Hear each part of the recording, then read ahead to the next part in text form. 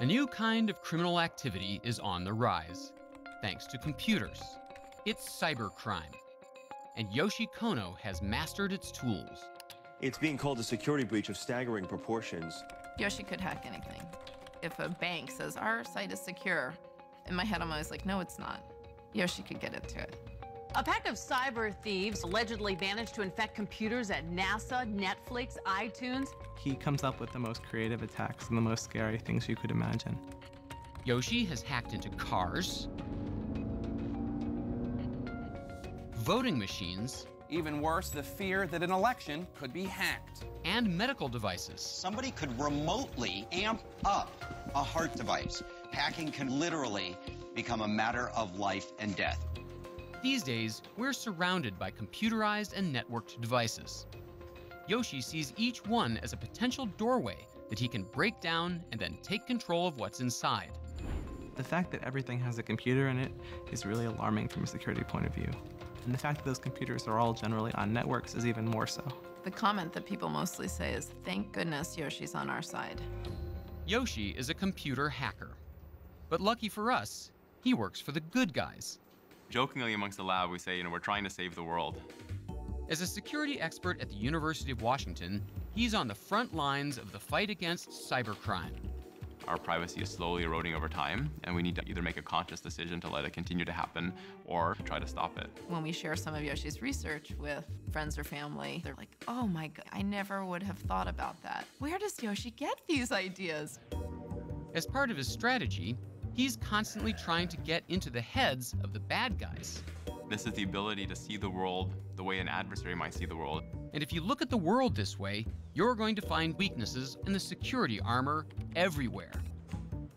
Even in the etched glass of an office door, designed to prevent people from seeing in. As a security person, the first question that came to my mind was, well, does it really work and is it possible to see through? Yoshi knew that the jagged surface of the glass was bending the light, making it hard to see through. If he could find a way to smooth the surface, he would be able to spy on someone. This was, as simple as actually putting honey on the surface of the glass. And just like that, with a drop of honey and a smooth layer of glass, Yoshi figured out how to straighten the light, make the glass transparent, and perhaps invade someone's privacy. This is a perfect example of how just looking at the world in a slightly different way, you can uncover potential privacy or security issues.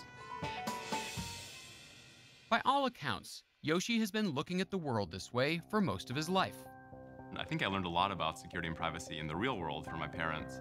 The need to always lock the door, the need to be cautious about, how you walk when you go off to school. Yoshi was a computer whiz from a young age. On the side, you see you're entering the world of cyberpunks, hackers, freakers, and programmers. Beware. He was fascinated by cryptograms, an old spy technique of creating secret codes. I was intrigued by cryptography because it had an element of kind of adversarial tension between me and the person who made this cryptogram. Can I figure out what they did to try to make this message secret so that I could try to solve it? Today, Yoshi leads a team of young security experts who are trying to outsmart their adversaries, any potential computer hackers with ill intent. It's always an arms race. You're trying to stay one step ahead of the criminals, and the criminals will try to stay one step ahead of you.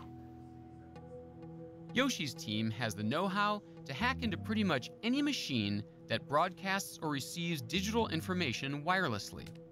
Yoshi believes if it's connected to the outside world, then there's no such thing as an unhackable computer. Like the Nike Plus iPod Sport Kit, a gadget designed for runners to put in their shoes to help track their speed and distance. And it really was an example of a technology that pervades our life in different ways than a traditional laptop or a desktop. Yoshi figured out how to hack into the signal sent out by this tiny transmitter and keep tabs on anyone wearing the device. There she is. I see the sensor on my laptop. And the news took notice. It's one of Time Magazine's Gadgets of the Year. But it also has a serious security problem that could leave innocent users vulnerable to invasions of their personal privacy. But Yoshi's goal isn't to make us all paranoid. Instead, he wants the makers of these devices to plug their security holes before they go on the market. Even if you don't have the Sport Kit, there's a good chance you're carrying around something else that could compromise your personal data without your knowing it. New generations of passport cards and enhanced driver's licenses have computer chips that Yoshi and his team have been able to read, some up to 50 yards away. We as consumers need to be aware that our privacy is being exposed by the technologies we have on our bodies and around us. And it's not just your privacy that Yoshi is trying to defend. If a machine is controlled by a computer and connected to a network, then hackers could potentially take over the reins. Even a machine as complex as a car. The car project was one of these examples where we look at an existing on-the-market device to see if it's vulnerable to attack. Essentially, could we hack the car and control it remotely? You might not realize it, but if you drive a car made in the last few years, it's full of computer software. We have computers controlling the brakes, the steering, the door locks. You can also order some cars with built-in cell phone systems designed to connect to operators in an emergency. There are cars that can call 911 for you if you get in an accident. Yoshi saw the car's cell phone as another potential security hole, one that could serve as a portal to a vehicle's computer system to be exploited by a cyber car thief. If someone else can use that remote connection to do security attacks, it makes you a lot more vulnerable. Yoshi and his team set out to hack into one of those cars, so the first thing they do is buy one. They want to see if their car's phone can give them a direct line to its computer system. Their fear is that an evil hacker could set up a computer to call thousands of random numbers to locate and then take control of a car. There's that number. Ready to dial it? Sure. Okay. All right, dialing the number. Once they have the car's number, they call it, hoping they'll be able to install their own software over the phone line and onto the car's computer. The sound is going to come over those headphones, play into the phone. That's going to get received by the car. All right, and send. All right, went through successfully. Awesome. Now they could have the car report its GPS location, and they send the coordinates to Yoshi, who stands in as a thief. Hello? Hi, Yoshi. We've got a car for you that we're going to unlock. Ah, great. And we're going to flash the lights so that you can find it. Now that they have a direct line to the car's computers, they want to see if they can take control and make the vehicle think that someone is flashing the lights. Okay, flashing lights now. Let me see. Flashing lights, flashing lights. Yeah, oh, nice, I see the vehicle. Okay, and I'm walking up to it now. But could they unlock the doors and start the engine? Now we're going to initiate the unlock sequence. The car should unlock and the engine should start. Okay, the car is on. Getting in the car. And I'm going to start driving. Here I am driving.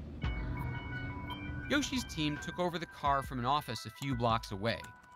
But with this technique, they could theoretically do it from almost anywhere in the world using a wireless connection. What really surprised us was how easy it was to do these things. We could take over almost anything in the car that was electronically controlled. And these days, even your brakes are electronically controlled. Does that mean Yoshi could hack into a car's brakes? Okay, so Alexi, you'll be in the driver's seat and we'll be up in the bleachers. The team takes a car to a closed track to find out. Okay, you ready? Okay, Alexi, we've unlocked the brake controller. And just to verify, you have your helmet on and all the safety precautions in place, right?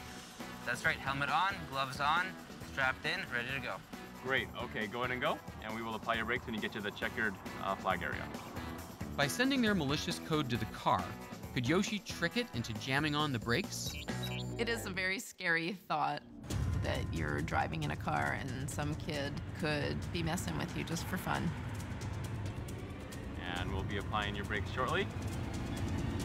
Right about now. Ooh, yeah, that worked. Ooh, is he gonna go to the wall? That was kind of close. Just do the right brake.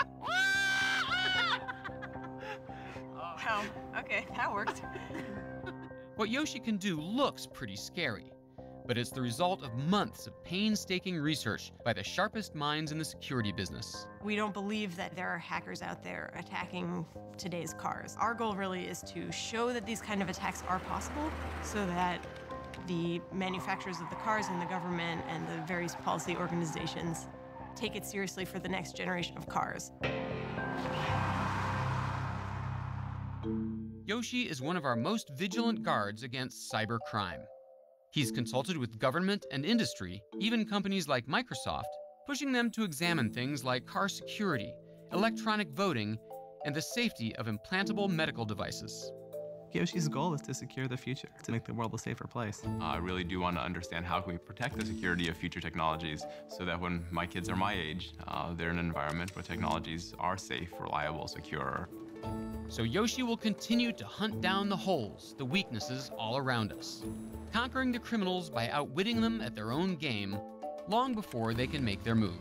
He has all sorts of devious thoughts that would be pretty harmful if he was on the wrong side of the law. We thank our lucky stars that Yoshi's on the side of the good guys. It's a good thing, because when Yoshi looks at the world, he sees a lot of hacking left to do. You see computers in transportation systems, stoplights, our power distribution grids, the sewage and water lines, airplanes. There's computers everywhere, and I think we've only begun to scratch the surface.